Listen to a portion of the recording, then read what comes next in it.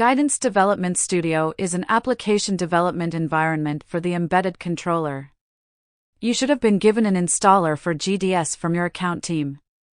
If the installer is in a zipped file, extract the installer before running. The first prompt after the installer starts running is an option to hide the vision toolbar and other related vision controls from the GDS application. If your applications have no vision component and your application is entirely made up of GPL programs, you can disable the vision option. It is recommended that you leave this enabled. It is recommended that you accept all the defaults in the installer.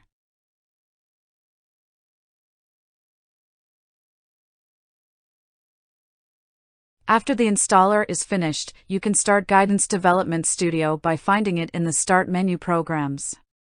The GDS application has a menu structure at the top that allows access to a lot of common functions.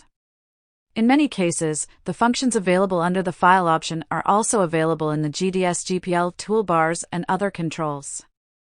The controller menu item allows you to access controls designed to interact with the controller like the GPL Project Manager, Virtual Pendant, and others.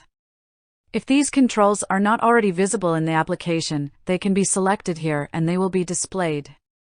The Vision menu item allows you to access controls designed to interact with the vision system associated with the controller, like the Vision Project and camera displays. If these controls are not already visible in the application, they can be selected here and they will be displayed. By default, there are two toolbars displayed. The one on the left is for connecting to and interacting with the embedded controller. The one on the right is for connecting to and interacting with the vision system. Guidance Development Environment allows for tool windows to be docked and undocked based on the user's preferences. These tool windows can be rearranged based on your specific preferences.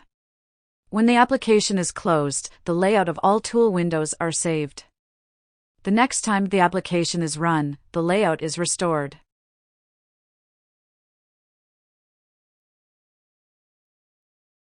At the bottom of the application is the GDS status bar. Anytime an operation is running, it shows a progress bar indicating that the work is ongoing. It also displays a message indicating if the GDS license is valid. This license must be enabled to connect with an embedded controller. If you are connected to a vision server, the status bar shows the version of the remote vision server as well as if the vision server license is valid. This license resides on the vision server and is required to run vision operations.